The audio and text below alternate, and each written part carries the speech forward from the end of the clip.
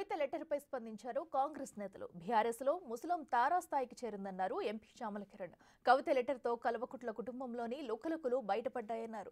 లెటర్పై BRS నేతలు ఇంతవరకు ఎందుకు స్పందించలేదని అన్నారు ఎమ్మెల్యే ఆది శ్రీనివాస్. ఇక బీఆర్ఎస్ బీజేపీ మధ్యున్న చీకటి ఒప్పందం కవిత లేఖలో బయటపడిందన్నారు. కవిత లేఖకు కాంగ్రెస్ పార్టీకి ఎలాంటి సంబంధం లేదన్నారు ఎమ్మెల్యే అద్దంకి దయాకర్. మొదటి నుంచి కూడా చెప్పాం, బీజేపీ బీఆర్ఎస్ ఒక్కటే అని. ఈరోజు కల్వకుంట్ల కవిత రాసిన లేఖతో రజతోత్సవం పేరిట జరిగిన సభలో బీజేపీని పల్లెత్తు మాట మాట్లాడుకుంటూ ఉండడాన్ని, కేసీఆర్ వైఖరిని కడిగేసిన తీరు చూస్తే మేము మొదటి నుంచి చెబుతున్నది, ఈరోజు ఆ కుటుంబ సభ్యురాలే చెప్పినటువంటి పరిస్థితిని ప్రజలు గమనించాల్సిన సందర్భంగా కోరుతూ, అంతేకాదు కేసీఆర్ గారి నియంతృత్వ వైఖరిని కూడా తప్పొట్టే విధంగా తను లేఖలో ప్రస్తావించిన తీరు చూస్తే, మీ చెల్లి కవిత గారు ఏదైతే ప్రశ్నలు లేవెత్తిందో ఆ ప్రశ్నలకు ఈరోజు సమాధానం చెప్పు. ముందుగా ప్రజలకు మీరు సమాధానం ఏం చెప్తారో చెప్పండి అని చెప్పంటున్నా. ఈరోజు ఈ కుటుంబంలో లుకలుకలు హరీష్ రావు గారి ఇంటికి వెళ్ళి కేటీఆర్ గారు బ్రతిమలాడి కూడా కనిపిస్తుంది. నేను పదే అనేక సందర్భాలు అన్నా, ప్రభుత్వంలో ఆ నలుగురే 10 సంవత్సరాలు, ప్రభుత్వం పోయిన తొలి 10 మాసాల్లో కూడా ఇదే నలుగురు కనిపిస్తున్నారు. కానీ బీఆర్ఎస్ పార్టీ రజతోత్సవం పేరిట సభ జరుపుకున్న తర్వాత పార్టీ ఇద్దరికే పరిమితమైందన్న. ప్రతి ప్రశ్నకు జవాబు చెప్తా అని ముందు ఉరుకురుకొచ్చి అవసరం లేని ముచ్చట చెప్పే మీరు ఈరోజు అసలు విషయం చెప్పాల్సిన అవసరం ఉంది.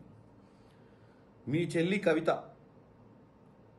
రాసినటువంటి లేఖ లీకు కావడము మీ పార్టీ వీక్ అయినట్టుగా క్లియర్గా కనపడుతుంది. ఒక పక్క చెల్లి, ఇంకో పక్క బావ, ఇద్దరు కూడా మేము మొదటి నుంచి ఉన్నాం పార్టీలా, ఇవాళ నీకు పట్టాభిషేకం చేస్తుర్రు అన్న ఆందోళన వాళ్ళలో క్లియర్గా కనపడుతుంది. ఈ మధ్యనే నువ్వు పోయి మీ బావగారితో మంతనాలు చేసినావు. అంత పెద్ద బహిరంగ సభ పెట్టి ఏకపాత్రాభినయం వహించినటువంటి మీ తండ్రి గారు మాట్లాడింది ఏం లేదు, ప్రజలు అర్థం చేసుకోవాల్సింది ఏం లేదు అనేది ఆమె తేటతెల్లం చేసింది. ప్రజా సమస్యల గురించి, బీసీ కులగణన నుంచి బీజేపీ పార్టీని ఎండగడుతూ ఒక్క నిమిషం కూడా మాట్లాడని పరిస్థితి. మీ చెల్లిని తీసుకుపోయి జైలు పాలు చేసినటువంటి బీజేపీ పార్టీ గురించి ఒక్క నిమిషం మాట్లాడేదని ఆమె ఆవేదనలో కనపడుతూనే ఉంది. ఆమె చెప్తుంది ఎమ్మెల్సీ ఎన్నికలలో మీరు బీజేపీకి మద్దతు ఇచ్చిర్రు అంటే దీనివల్ల ఏమర్థమవుతుంది? మరి ఆమె ఇప్పుడు పార్టీలో ఉండాలన్నా, ఆమె ఆత్మగౌరవాన్ని దెబ్బతీసినట్టుగా ఆమె లేఖ రాసింది. మరి దీనికి మీరు సమాధానం చెప్పాల్సిన అవసరం ఉంది. కాంగ్రెస్ పార్టీకి ఇలాంటి ఫేక్ న్యూస్ను, లేఖలను ఇతర పార్టీలకు సంబంధించిన అంశాల విషయంలో కల్పించుకోవడం అనేది కాంగ్రెస్ పార్టీ చేయదు. ఒకటి.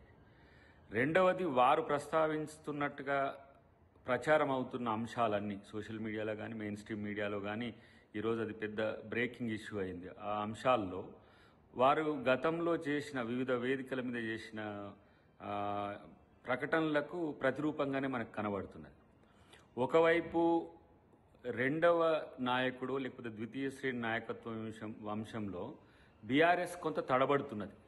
కొడుకున అల్లున్న అనే దాని దగ్గరనే తడబడుతున్న క్రమంలో తన అస్తిత్వం అనేది, రాజకీయ అస్తిత్వం అనేది ప్రశ్నార్థకం అవ్వడమా, లేకపోతే ప్రత్యామ్నాయ ఏర్పాట్లు కవిత గారు చూసుకోవడమా అనే దిశగా చర్చలు జరుగుతున్నాయి ఈ మధ్య కాలంలో. సో వరంగల్ సభ దానికి వేదికగా కావడం అనేది ఇప్పుడు వాళ్ళ మధ్యన చిచ్చు రేగుతున్నట్టుగా కనబడుతున్నది.